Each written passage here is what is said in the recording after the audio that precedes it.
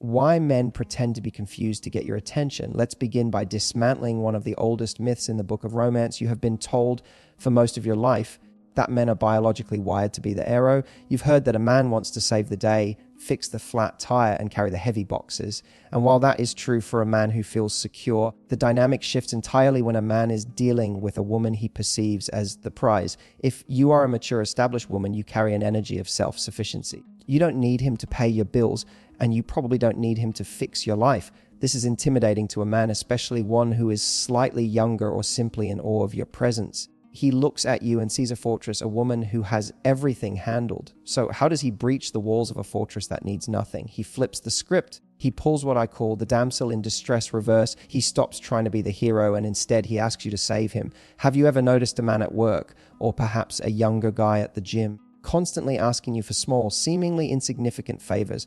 Maybe he asks for your advice on a project he definitely knows how to do. Maybe he asks you to help him choose a gift for his mother or his sister. Or perhaps he simply asks, I can't figure this out, can you show me? On the surface, this feels like friendship. It feels platonic. You might even think, is he just incompetent? Why can't he do this himself? But you must look closer at the psychology of the ask. When a man asks you for help, he is voluntarily lowering his status to raise yours. He is stepping down from the masculine knower position and placing you in the feminine authority position. He is submitting to your expertise. Why does he do this? Because it is the only safe way to enter your orbit without risking immediate rejection. If he walked up to you and said, "You are stunning, can I take you to dinner?" he risks you saying no, which would bruise his ego. But if he asks, "Hey, I need a woman's opinion on this tie, I'm terrible at fashion," he is safe. If you help him, he gets your time. If you ignore him, he hasn't actually been rejected. He just didn't get advice. It is a zero-risk strategy. He wants you to feel needed. He knows that powerful women are rarely asked for help in a vulnerable way. They are usually the ones giving orders. By becoming the student to your teacher, he triggers a nurturing instinct in you. He makes himself vulnerable so that you will soften your defenses. He isn't asking because he doesn't know the answer. He is asking because the question is the key that unlocks your attention, the intimacy of guidance. Now that we understand why he asks, we need to look at what happens when you answer. This brings us to the second layer of this trap, the intimacy of guidance. Think about the physical logistics of helping someone. If he asks you to fix his collar or look at a document on his phone or help him choose a scent of cologne, what does that require you to do? It requires you to close the gap. It forces you to step into his personal space. This is the Trojan horse aspect of the question. He isn't asking for the information. He is manufacturing a scenario where you have to be close to him. Let's look at the classic example of the technology ruse. He holds out his phone and says, "I can't get this app to work. Look at this. In order to see the screen, you have to lean in. Your shoulder touches his shoulder. Your face is inches from his. You can smell his cologne. He can smell your perfume." If he had simply walked up and stood that close to you, your stranger danger alarm would go off. You would step back. It would feel aggressive. But because your brain is focused on the task fixing the phone, you don't register the proximity as a threat. You register it as collaboration. He has successfully tricked your brain into accepting his physical presence in your intimate zone. Furthermore, this dynamic creates a role play of guidance. When you are teaching him something or giving him your experienced opinion, you are focusing 100% of your mental energy on him. For a man who is infatuated with an older or more mature woman, this is intoxicating. He wants to be the center of your world. Even if just for 5 minutes, when you are explaining something to him, you are looking him in the eyes, you are speaking directly to him. You aren't looking at your phone or thinking about work. He is feeding off that attention. And here is the kicker, he often knows the answer already. Men will often ask questions they know the answer to just to hear you speak. They want to see how you think. They want to see you in a position of authority. There is a deep psychological turn on for many men in seeing a woman take charge. When you say, "No, don't do it like that, do it like this," you are taking the lead. For a boy or a younger energetic man, being told what to do by a woman he desires is a form of psychological foreplay. So the next time he asks you a question that seems a little too simple, or asks for help with something he should be able to handle, pause. Look at his eyes. Is he actually confused? Or is he just happy that you are standing next to him? He isn't looking for a solution to his problem. You are the solution. He doesn't want the advice. He wants the moment. The opinion trap, how he uses your taste to validate his worth. Does this look good on me? If chapter 1 was about him asking for your help to get your attention, chapter 2 is about him asking for your opinion to get your eyes on his body. We have all been there. You are chatting with a guy, maybe a coworker, a friend, or someone you see at the gym, and suddenly, out of nowhere, he turns into a fashion critic. He asks, "Hey, Do you think this shirt is too tight? He asks, I'm thinking of getting a buzz cut. Do you think I have the face shape for it? Or he might stretch his arm out and ask, what do you think of this watch? Now, logically, you might think he is just insecure about his wardrobe. You might think he just wants a woman's perspective because women know fashion. And while that is partially true 97% of the time, this question is a trap. It is a vanity check. Let's break down the psychology of the question. Does this shirt look good on me? In order for you to answer that question honestly, what do you have to do? You cannot look at the ceiling. You cannot look at his shoes. You have to look at his chest. You have to scan his shoulders. You have to look at the way the fabric clings to his biceps or his stomach. He is explicitly asking you to perform a physical scan of his body. If he was just a friend, he wouldn't care that much. But because he is attracted to you, he is desperate to be seen by you. In the animal kingdom, males display their feathers or their strength to catch the female's eye. In the modern human world, a man cannot just rip his shirt off in the break room and say, look at my abs. That would get him fired. Yeah. So he uses the opinion trap as a loophole. It is a socially acceptable way to force you to look at him sexually without you realizing you are doing it. When he asks about a haircut, he wants you to study his face. He wants you to imagine him looking different. He is inviting you to visualize him. When he asks about a watch or a ring, he wants you to look at his hands. And we all know that for many women, hands are a massive silent turn on. He is drawing your attention to his masculinity piece by piece. Under the guise of asking for consumer advice, he is also testing your aesthetic authority. By asking you, he is validating that your taste is the standard he wants to meet. He is saying, I want to look good for YOU. I want to fit into YOU world. He is dressing the part of the man he thinks you want. If you say you hate blue, he will stop wearing blue. If you say you love men in rolled up sleeves, watch how quickly his sleeves get rolled up the next time he sees you. He is letting you build your perfect man using him as the mannequin.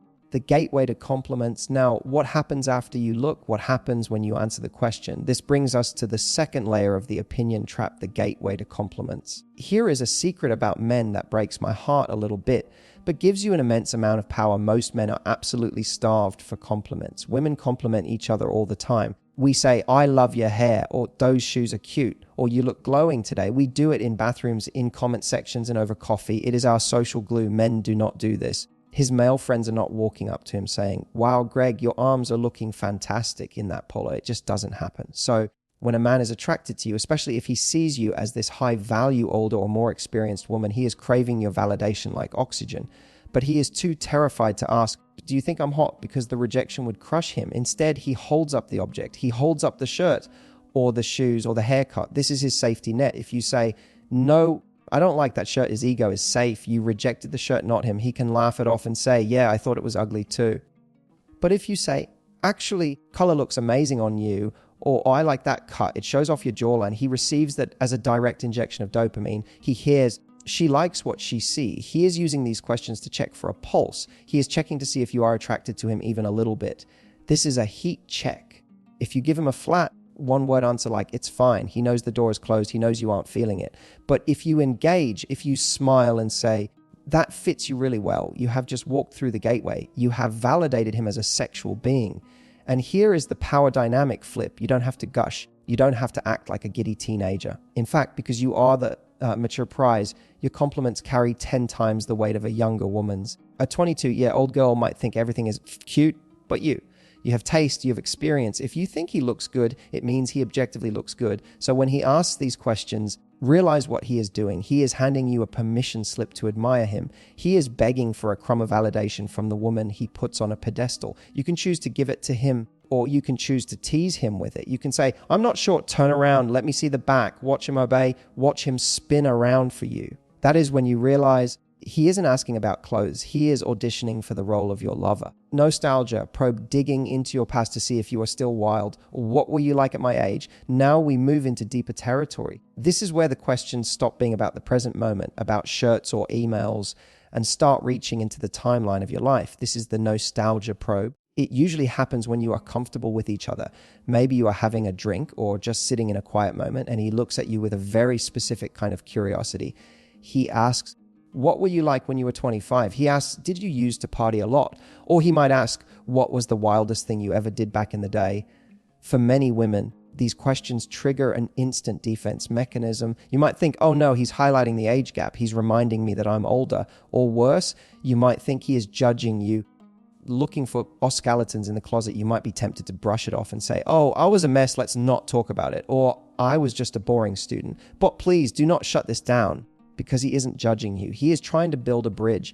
You have to understand his perspective. Right now, he sees you as the finished product. He sees the woman who has her life together, who pays her bills, who speaks with confidence, who knows who she is. And that woman is intimidating. She is formidable. But he might still feel like he is figuring it out. He might still feel that restless, chaotic, boyish energy inside him. When he asks, what were you like at my age? He is desperately hoping that the answer is, I was just like you. He wants to know that beneath the polished exterior of the successful woman he sees today, there is still a girl who made mistakes, a girl who stayed out until sunrise, a girl who fell in love with the wrong people and danced on tables and took risks. He is trying to find the wild you. He wants to know if that version of you is still accessible. He is testing to see if you have completely grown up and become boring, or if that wild energy is just dormant, waiting for the right man to wake it up. If you answer this question by sharing a fun, slightly rebellious story from your past, watch his eyes. They will light up. Why? Because you've just proven that you understand his world. You have validated his current stage of life by saying,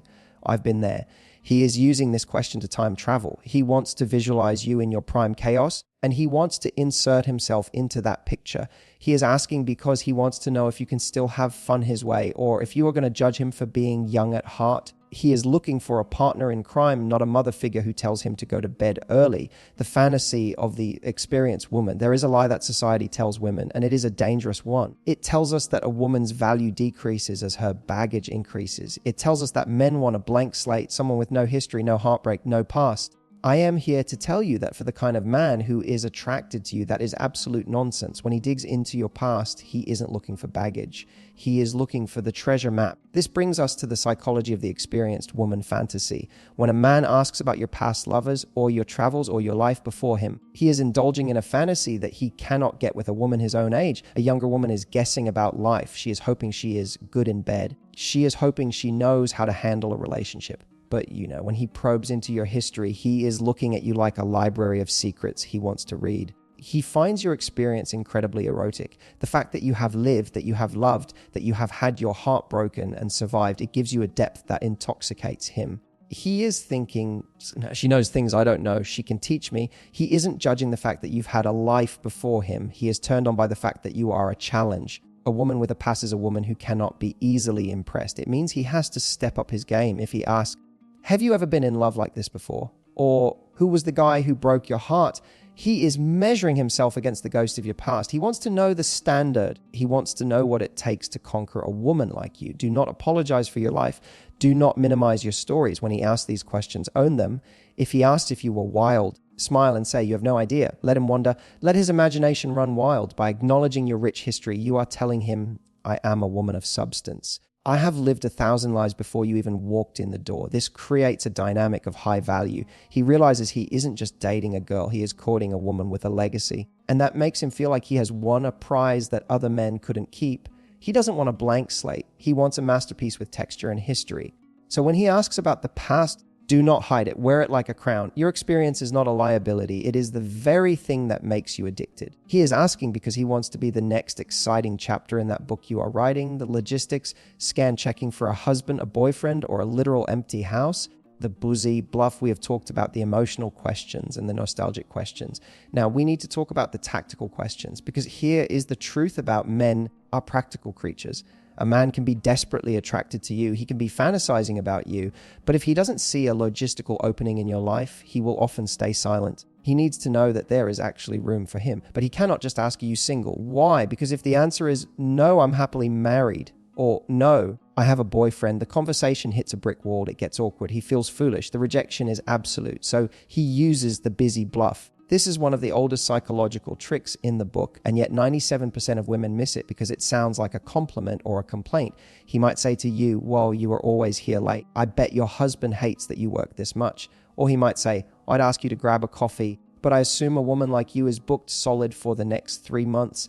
Listen carefully to the phrasing. He is making a negative assumption. He is telling you that you are unavailable. Why does he do this? Because he is dying for you to correct him. He is handing you a statement that is deliberately wrong, hoping you will say, actually, I'm not married, or actually, I'm single, or I'm not that busy, I have time. If he says, I bet your boyfriend bought you those nice earrings, he is fishing, he is throwing bait into the water. If you reply, I bought these myself, or I don't have a boyfriend, he has gotten exactly what he wanted, confirmation of your status, without ever having to ask the vulnerable question. But there is another layer to this. When he says, you must be so busy, he is expressing an insecurity. He sees your life, your career, your friends, your independence, and he sees a fortress. He sees a schedule that is full. He is intimidated by your success. He is effectively asking, there any space on your calendar for a guy like me? Or am I going to be fighting for your attention? If you like him, you have to lower the drawbridge. You have to dismantle the busy bluff.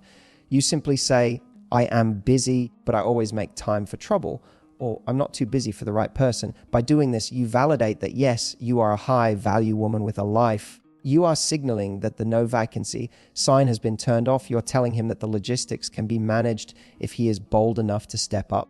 Safety check once he has established that you might be single, or at least open to him, he moves to the next phase of the logistics scan. He needs to know about your territory. This usually comes in the form of the most common, boring question in the world. So, what are you doing this weekend? You think this is small talk. You think he is just being polite near the water cooler or in the text thread. You answer with, oh, just laundry and catching up on Netflix. But to a man who desires you, this question is not small talk. It is mission planning. He is scanning for the empty house. Now, I don't mean this in a creepy way. I mean this in an energetic way. When he asks what you are doing, he is listening for your obligations. If you say, I'm taking the kids to soccer and then having dinner with my mom, he hears obstacles. He hears that your energy is spoken for. But if you say, I'm actually just relaxing at home, I have the place to myself, or I have no plans, just enjoying the quiet, alarm bells go off in his head. Good alarm bells. He hears opportunity. He is looking for a gap in your fortress. He wants to know if you have a private sanctuary, especially if he is younger or maybe has roommates or just lives a more chaotic life. He looks at your life, your apartment, your space, your peace as an oasis. He wants to be invited into that world. When he asks about your weekend, he is effectively asking, is the gate open? He is also checking your safety, not physical safety, but emotional safety. If you are just relaxing, it means you are not out at a club meeting other men. It means you are not on a date. It means you are in a state of rest. A woman at rest is approachable. A woman in motion is hard to catch. He is trying to visualize where you are when you are not working. He wants to picture you on your couch. He wants to picture you drinking your wine. He is building a mental image of your domestic life to see if he fits into the picture. So how do you handle this? If you want him to hit on you, do not give him a laundry list of chores. Do not tell him you are so busy cleaning. That is unsexy logistics. Give him the feeling of empty space. Say, I'm planning on doing absolutely nothing. Just me a glass of wine and some music. It's going to be heaven. You have just painted a picture. You've shown him the empty space. And I guarantee you, at that moment, he is wondering what he has to say or do to get an invitation to join you in that heaven. He isn't asking about your schedule. He is asking for a way in. The challenge question teasing you to knock you off your pedestal.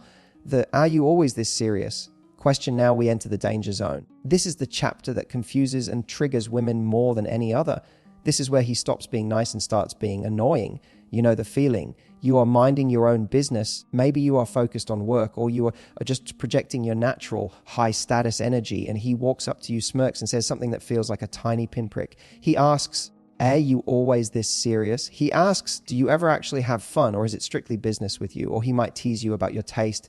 You're too fancy for a dive bar like this, aren't you? Your immediate reaction is probably defense. You might feel insulted. You might think, excuse me, I am a blast, you don't even know me. You might write him off as rude or arrogant. But before you walk away, you need to understand the psychology of the pedestal problem. Remember, we established that this man sees you as the prize. He sees you as superior to him, maybe in age, in career, or just in sheer elegance.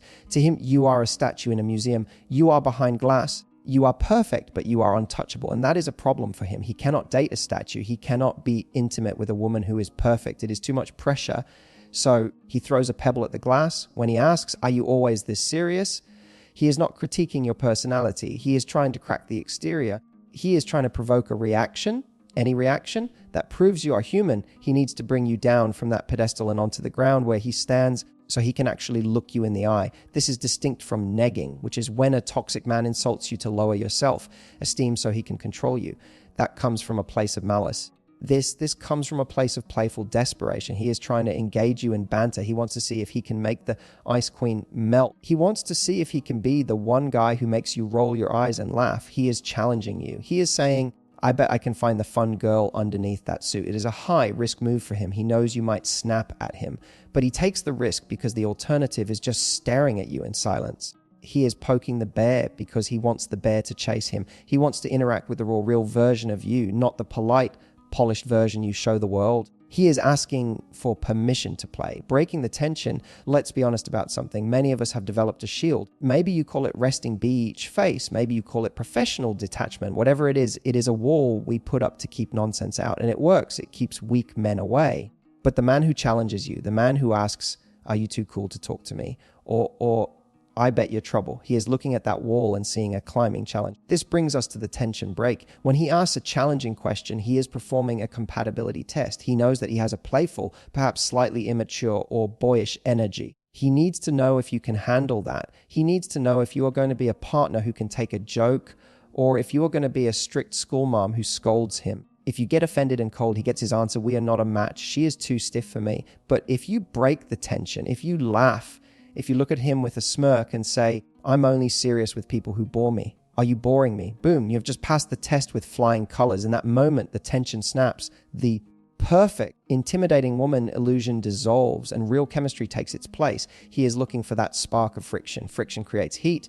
If everyone else in your life treats you with terrified respect, yes ma'am, no ma'am. He wants to be the one guy who treats you like a peer. He wants to be the one guy allowed to tease you.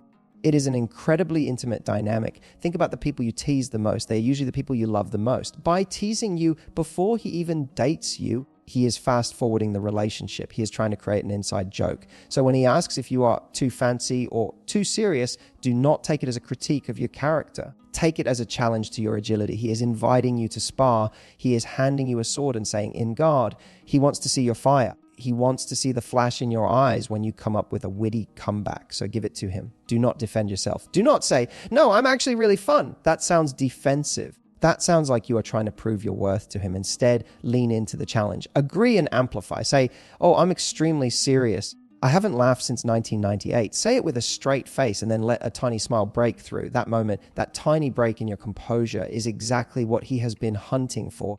That is the moment he falls for you. The hypothetical future safe role play to test compatibility. If we went there, now we move from the present moment into the future, but not the real future, the safe future, the imaginary future. This is where the man who is intimidated by you finally feels brave enough to take you on a date. But he doesn't take you to a restaurant. He takes you into a simulation. This is the hypothetical future.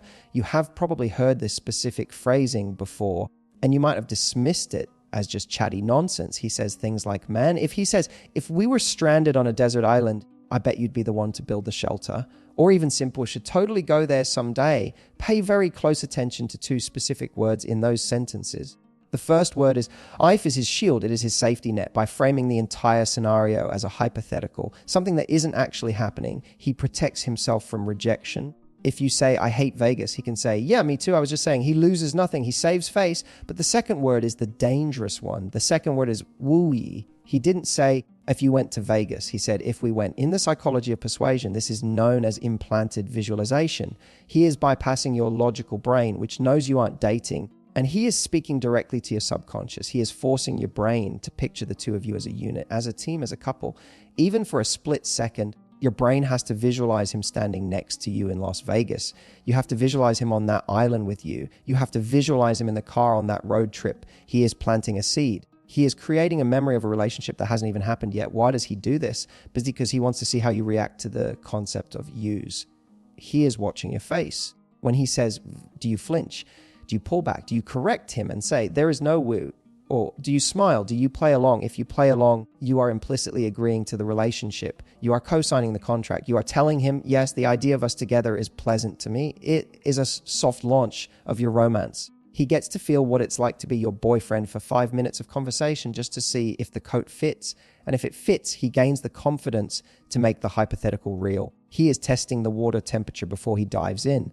Testing your adventurousness, but there is another reason he takes you into these hypothetical worlds. He isn't just testing the what, he is testing the adventure, especially if this is a younger man or a man with that boyish high energy spirit we talked about. He has a specific fear. He looks at your life, your stability, your success, your routine, and he worries that maybe you are too settled. He worries that you are done exploring. He worries that you just want to sit on the couch. So He uses the hypothetical future to test your boundaries. He wants to know, is she uptight or is she down for the ride? When he says, if we stole a car and drove to Mexico right now, what music would you play? He doesn't actually want to steal a car. He wants to know if you have a wild streak. He is handing you a paintbrush. He has painted the background of the scene, and now he is handing you the brush and asking you to paint the details. He wants you to co-create. If you look at him and say, that's a stupid question, we can't drive to Mexico, have the paintbrush, you have killed the vibe. You have confirmed his fear that you are rigid and literal. But if you pick up the brush, if you say, oh, if we're driving to Mexico, we are definitely listening to 80s rock, and I'm driving because you drive too slow. Now you are dancing. You have just proven to him that despite your mortgage, despite your job, despite your responsibilities, you still have an imagination. You are still capable of playing. He is looking for a partner in crime. He wants a co-conspirator. He wants to know that if he brings excitement into your life, you aren't going to extinguish it. You are going to add fuel to it. This is often the tipping point for men who are intimidated by older or more successful women. They respect the success, but they fall in love with the spirit. The hypothetical future is the only place where you are equal. In the real world, you might make more money than him. You might have a bigger house, but on an imaginary road trip to Mexico, you are just two people laughing in a car. It levels the playing field. It allows him to feel like your equal partner in an adventure. So the next time he starts a sentence with, imagine if, what would we do if, do not shut it down with logic. Logic is the enemy of seduction. Lean in. Add a detail to the story. Make it crazier than he did. Show him that your world is big enough for his imagination. Because if you can build a fake future together, it is only a matter of time before he tries to build a real one. The comparison check him vs the men your age. Guys, your age boring. Now we need to talk about the elephant in the room, or rather the silver fox in the room. If you are a woman of a certain age, let's say you are established, you look incredible, and you carry yourself with that heavy, beautiful confidence. The man pursuing you is acutely aware of his competition. He knows that you could date men your own age. He knows that there are men out there with gray at their temples. See suit job titles, second homes in the Hamptons, and 401s that look like phone numbers. And if the man pursuing you is younger, or perhaps just less established financially, or a bit more of a free spirit, he feels this gap in his bones. He looks at his bank account, and then he looks at yours, and he feels a spike of insecurity. He knows he cannot compete with those men on a financial level. He cannot buy you the things they can buy you. So he has to compete on a different battlefield. He has to convince you that those men, the ones who look perfect on paper, are missing the one thing he has in abundance life. This is why he asks the comparison question. He will ask, are guys your age boring? He will ask, do you really want to go to another stuffy dinner party, or do you want to actually live? Or he might be more subtle. I bet the guys you usually date are so predictable. He is trying to devalue the currency of the older man. He is trying to frame as the boredom. He is trying to frame wealth as stiffness. He is terrified that you are going to choose safety over passion. So he asks these questions to get you to admit that you are bored. He wants you to say, God, yes, the men my age just talk about golf and their ex-wives. They have no spark. If you say that, you are giving him the green light. You are telling him that the playing field has shifted. You are telling him that you aren't looking for a provider because you can provide for yourself. You are looking for a partner who can make you feel something. He is checking to see if you value the resume or the reality. He knows he doesn't have the resume yet, but he believes he has the reality, the fire, the spontaneity, the drive that those other men lost 20 years ago. He is gambling on the fact that you are tired of perfect and are hungry for real. He is asking these questions to validate that he has a fighting chance even without the fancy car. He wants to know that his youth or his youthful spirit is an asset, not a liability, the energy currency. This brings us to a concept I call energy currency. In the dating market, we often focus on financial currency or status currency, but there is a shift that happens for a woman like you. You have reached a point in your life where you likely have your own money. You have your own status. You have your own identity. You don't need a man to pay your electric bill. You don't need a man to give you a last name. So what do you need? What is the one thing you cannot buy on Amazon? Vitality, adrenaline, the feeling of being wide awake. The man who asks, are guys your age boring, is offering you energy currency. He is offering you his vitality. He is offering to be the battery that charges you up after a long week of being the boss. He is offering to drag you out of your routine and into the unknown. And he needs to know if that currency is valuable to you. When he asks these comparison questions, he is basically asking, is my energy enough to pay for your attention? If you want to hook him, you need to validate this currency. You need to let him know that he is rich in the one thing that matters to you right now. You don't have to bash the men your age. You don't have to be mean. But you can look at him and say, I don't care about age. I care about who makes me feel alive And most people just make me feel tired. That sentence is magic. By saying that, you accomplish 3 things. You remove the financial pressure. You are telling him that money isn't the deciding factor. You elevate him. You are implying that he is the one who wakes you up while everyone else puts you to sleep. You issue a challenge. You are telling him, keep being exciting, and you keep me. You are validating his worth. You are telling him that his wildness, his chaos, his boyish charm, the very things he thought were disadvantages are actually his superpowers. He wants to be your escape. He wants to be the guy who makes you laugh until your stomach hurts when you're stressed about a deadline. He wants to be the guy who takes you to the dive bar with these sticky floors because he knows you're sick of the country club. He is fighting for his place in your life. And when he asks you to compare him to the others, he is begging you to tell him that you prefer the fire over the fireplace. He wants to be the flame that burns you a little, not the one that keeps you safely warm. Tell him he's the fire and he will never burn out for you. The protectiveness, trigger asking to be your hero in small ways. Did you get home safe? We have spoken about adventure and we have spoken about status, but now we need to speak about biology, because no matter how modern we are, and no matter how successful you become, there is a primal instinct in a man that never goes away. When he likes a woman, really likes her, he feels a biological imperative to protect her. But here is the problem. You don't need protection. You have a security system. You have a car with airbags. You have a cell phone. You have been navigating the world on your own for years. You are the CEO of your own life. So this instinct in him has nowhere to go. It is frustrated energy. He wants to stand guard at the cave entrance, but you live in a penthouse with a doorman. So how does he express this instinct? He does it through the digital check-in. It happens after you part ways. Maybe you had drinks. Maybe you just ran into each other, or maybe you were texting late at night. The moment you leave his presence, he feels a loss of control. He can no longer ensure your safety. So he sends the text, "Did you make it home safe?" Or "Text me when you get in." Now, for many hyper-independent women, this can feel annoying. You might roll your eyes and think, I have been driving myself home for 20 years. I think I can manage. You might even feel like he is being a hover parent, but you need to reframe this immediately. This is not about your driving skills. This is territorial claims. When he asks if you are safe, he is psychologically extending his protection over you, even when he isn't there. He is saying, your safety matters to me because why you matter to me. He is trying to close the loop. Until he knows you are safe behind your locked door, his brain is on high alert. He is worrying about you. And worrying about a woman is a form of investing in her. If a guy doesn't care about you, he doesn't care if you got home.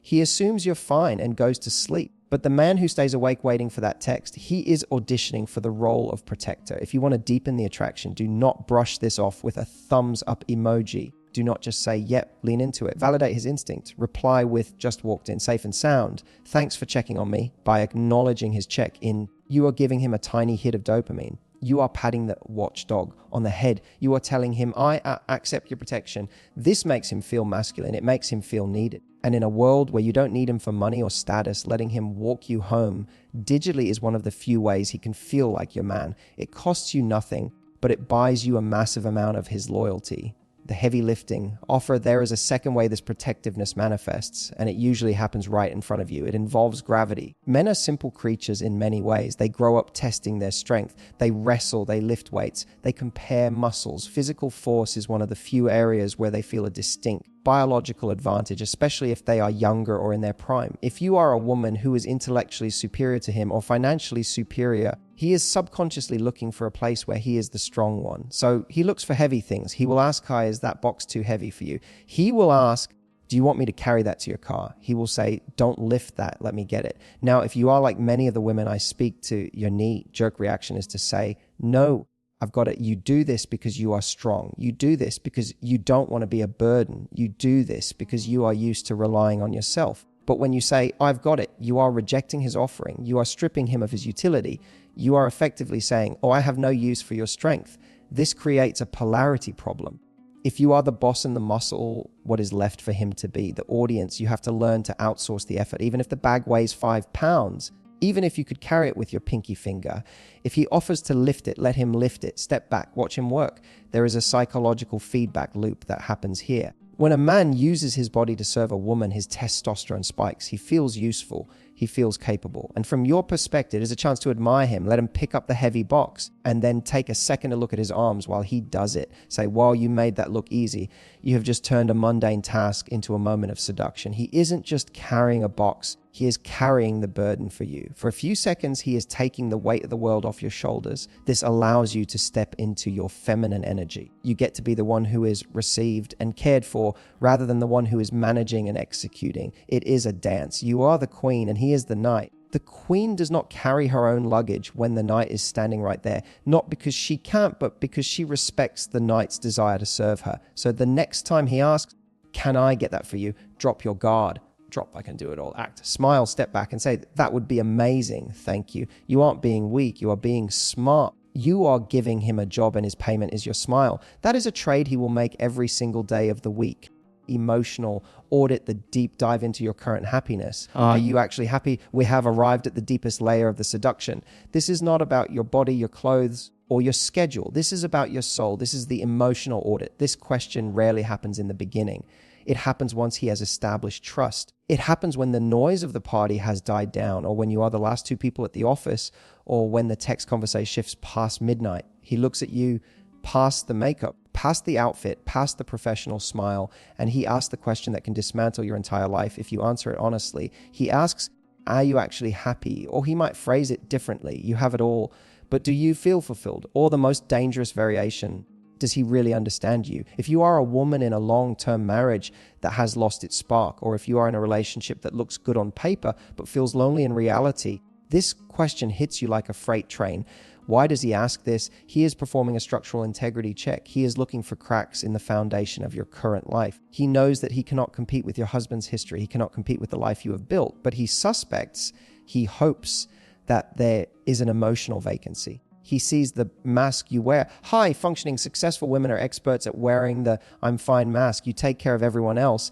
You manage the household. You run the business. You smile for the Christmas card. But this man, he watches you when you think no one is looking. He sees the flash of exhaustion in your eyes. He sees the loneliness when you check your phone and there's no message from the person who is supposed to love you. When he asks, are you happy? He is effectively saying, I see your pain and I think I can fix it. He is asking if there is a job opening for a hero. If you answer with a polite, yes, of course, I'm fine, he will back off. He respects the wall. But if you hesitate, if you look down, if you let out a sigh and say, I don't know, it's complicated, you have just handed him the key to your heart. You have confirmed that the position is open. He isn't asking because he is a therapist. He is asking because he wants to be the solution. He wants to be the contrast to the indifference you feel at home. He is positioning himself as the one person who cares enough to ask the real questions. This is the moment where friendship crosses the line into something much more dangerous. It is the moment where you stop being unavailable and start being emotionally accessible. He is checking to see if your heart is as full as your schedule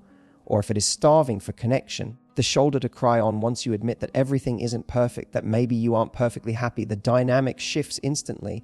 He activates the safe harbor protocol. He stops being the flirt, he stops being the teaser, and he becomes the listener, the only listener. For many older or established women, this is the ultimate drug. You are so used to being the rock for everyone else. You are the one your kids call, the one your employees rely on, the one your partner leans on or ignores. You are the pillar. But who holds up the pillar? Usually no one. You are lonely at the top. So when this man who desires you offers his shoulder, it feels overwhelming. It feels like setting down a heavy backpack you have been carrying for 10 years.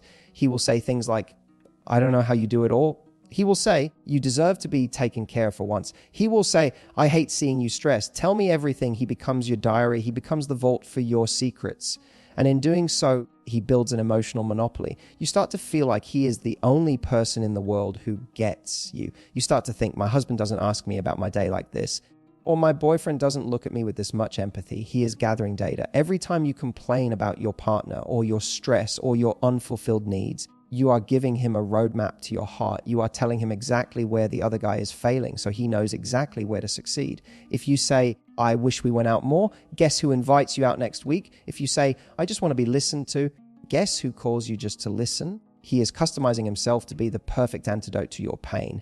This is how emotional affairs begin. It isn't with a kiss. It is with a conversation where you feel truly seen for the first time in a decade.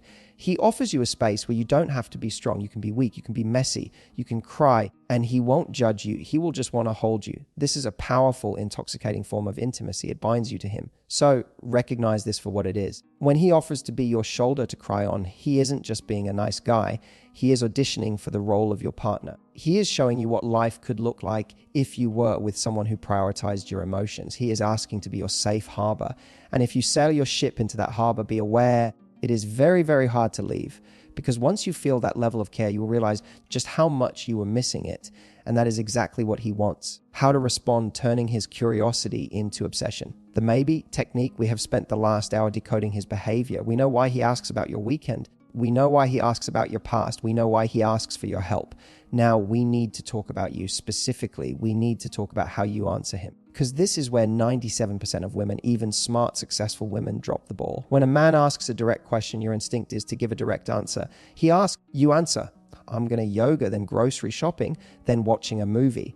He asks, did you used to party a lot? You answer, yes. In college, I went to a lot of raves. This is honest. It is polite. And it is absolutely boring. When you give a straight answer, you close the loop. His brain processes the information, files it away, and moves on. The tension dies. If you want to drive him crazy in the best possible way, you need to master maybe technique. You must become comfortable with ambiguity. You must learn to answer without actually answering. Why does this work? It exploits a glitch in the human brain called the information gap theory. When our brains are presented with a puzzle or a gap in information, we obsess over it. We cannot let it go until we solve it. If he asks, what are you doing this weekend? Do not give him your itinerary. Instead, smile, lean back and say, I might have some trouble planned. Why? Did you have something in mind? Look at the difference. First, you use the word might. This is the most powerful word in seduction. Might is neither a yes nor a no. It is a possibility. It forces him to imagine what that trouble might be. Is she going on a date? Is she dancing on a table? Is she staying in bed? Second, you didn't give him the data. You forced him to chase the data. It's what to get that nostalgia praise. He asks, were you a wild child back in the day? The honest woman says, yeah, I had my moments. Boring. Conversation over. The maybe woman says, I could tell you stories that would make you blush, but I don't know if you can handle them yet. Do you feel the shift in power? You haven't told him anything, yet you have told him everything. You have confirmed that you are excited, but you have withheld the details. Now he has to learn the story. This technique works because it positions you as the prize. A celebrity doesn't tell a reporter everything. They give sound bites. They keep secrets. When you use maybe, possibly, or I haven't decided yet, you are forcing him to lean in. You are forcing him to work for the answer. If he asks, are you single? Sarah, one of his trap questions to find out. Don't just say yes. Say, I'm currently accepting applications, but the interview process is brutal. Be playful, be elusive. The goal isn't to lie. The goal is to delay gratification. Men value what they have to work for. If you hand him your life story on a silver platter, he consumes it and leaves. If you feed him crumbs of mystery, he will follow you anywhere to get the whole loaf, validating without committing now. There is a danger of being too mysterious. If you are always elusive, if you never give him a straight answer, he might get discouraged. He might think she's just playing games or she's not interested. Especially if this is a younger man or a man who is already intimidated by your success, you cannot freeze him out. You need to throw him a bone. This brings us to validating without committing. This is the art of saying, I like you, without saying I am yours. You need to validate his effort and his attraction without handing him the keys to your heart immediately. Let's go back to the opinion trap. He asks, does this shirt look good on me? A validating without committing response looks like this. That color looks incredible on you. It's actually quite distracting. Break that down. You complimented him as an incredible. You validated his attractiveness, distracting. But did you ask him out? No. Did you say you love him? No. You simply observed a fact. You validated that he has an effect on you. This gives him a massive surge of confidence. She thinks I'm distracting. She's checking me out. It gives him the fuel he needs to keep pursuing you, but it keeps you safely in the position of the observer. Let's look at the hypothetical future. He says, if you commit, you say, oh, I'd love that. When should we go? So too eager. You're chasing him now. If you reject, you say, I'm too busy for Paris. Too cold. You killed the vibe. If you validate without committing, you say, I love a man with big ideas. If you play your cards right, maybe I'll let you practice your French on me. See what you did. You validated the ideas. I love a man with big ideas. You validated him, practice on me, but you added a condition. If you play your cards right, this is crucial. You are telling him that the door is unlocked, but he still has to walk through it. You are telling him that he has a chance, but he hasn't won the trophy yet. This is often called dog training. In psychology, though we won't call it that to his face, you reward the behavior you want to see. When he acts like a man, when he is bold, when he plans, when he is protective, you give him a smile, you give him warmth. You say, I love it when you take charge. But when he is passive or annoying, you withdraw that warmth. You must become comfortable with being the selector. Many women feel guilty about this. They think, I don't want to tease him if I'm not sure. But dating is the process of being sure. You are allowed to test drive. By validating him, you make him feel safe enough to escalate. Remember, he is scared of you. He is scared you will laugh at him. When you say, you're actually really funny, has anyone told you that? You aren't marrying him. You are just telling him that his jokes are working. Give him the green light, but make him press the gas pedal. Smile at him. Hold eye contact. Let your voice drop an octave. These are all signals that say, I am open to business, but let him be the one to make the offer. The challenge back finally, for those of you who are ready to stop dancing and start the fire, we have the ultimate maneuver. This is for when you know he likes you. You know he's dropping hints. You know he's asking these specific questions, but maybe he's still dragging his feet. Maybe he's still too intimidated to ask for the date. You need to take the pressure off yourself and put it entirely on him. You need to call his bluff. The philosophy here is simple. Do not answer the question. Analyze the question. When he asks something probing, instead of answering, you turn the spotlight back on him. Scenario 1E in the logistics scan, he asks, what are you doing this weekend? You don't answer. Instead, you look him right in the eye, smile a slow, dangerous smile, and ask why. Are you trying to ask me out on a date? Boom, you have just detonated the subtext. You have brought the hidden truth out into the light. He has two choices. He panics and says, no, just wondering. Okay. In which case he's not ready. Let him go. He laughs, blushes, and says, I am. Or what if I was? You have forced him to be a man. You have cut through the nonsense. And trust me, men find this incredibly hot. It shows that you are perceptive and you are not afraid of his desire. Scenario 20 in the emotional audit, he asks, are you actually happy? This is a heavy question. If you don't want to get heavy yet, challenge back. Say, that is a very deep question for a Tuesday afternoon. Are you writing a book about me? Or I'm happy, but I could be happier. Do you have a plan to change that? This is bold. It is provocative. It tells him, I know what you are doing. I know you are trying to be the hero. So show me what you've got. Scenario 3, the curiosity, he asks lots of questions about your life, your past, your thoughts. Stop him and say, you have a lot of questions today. Careful. Or I might start thinking you're obsessed with me. This is the ultimate power flip. He is obsessed with you. But by you saying it first, playfully, you take the power. You frame his behavior as chasing. Psychologically, people tend to behave in ways that align with how we label them. If you label him as obsessed or interested, he will subconsciously start acting more obsessed and interested to match the label. The golden rule of the challenge back. Always say it with a smile. If you say, why are you asking? With a flat face, it sounds aggressive. It sounds like mind your own business. But if you say it with a smirk, if you say it with a twinkle in your eye, it sounds like, I see you, I know you want me, and I'm entertained by it. This is the energy of the goddess. The goddess is amused by the mortal man's attempts to woo her. She doesn't nervously answer his questions like a job interview. She plays with him. She challenges him. So the next time he drops one of these 97% hidden questions, don't panic. Don't rush to explain yourself. Pause, look at him, and throw the ball right back. Why do you want to know? Are you checking up on me? Are you flirting with me? Make him say it. Make him own it. Because the moment he admits it, you have won. Owning your desirability, the new lens. When you clicked on this video, you might have felt confused. You might have felt like the men around you were sending mixed signals, or worse, no signals at all. You might have bought into the narrative that as you get older or as you become more successful, you become invisible to men. But I want you to walk away today with a completely new lens. You are not invisible. You are blinding. You are the standard. The reason men, especially younger or less established men, don't hit on you directly is not because they don't want you. It is because they are terrified of burning up in your orbit. They look at your life, your confidence, and your experience, and they see a woman who is out of their league.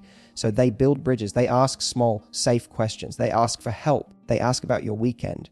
They ask about your past. These questions are not random. They are the safe bridges they build to cross the gap between where they are and where you are. Now that you have the decoder key, you are going to see these questions everywhere. You are going to realize that the annoying guy asking if you are serious is actually flirting with you. You are going to realize that the guy asking for advice is actually submitting to you. You have the power. You have always had the power. The only difference is that now you know how to use it. You can choose to answer, you can choose to tease, you can open the door, you can keep it locked, but never again question if you are desired. You are the prize. If this video helped you reclaim even an ounce of your confidence today, please give it a like. It helps other women find this message and realize their own power. And if you want to continue mastering the hidden psychology of attraction, if you want to know exactly what men are thinking but will never tell you, make sure you are subscribed to the channel. We are just scratching the surface. Tell me in the comments below which of these hidden questions have you heard a man ask you recently. Let's compare notes. Go out there and own your moment. I'll see you in the next video.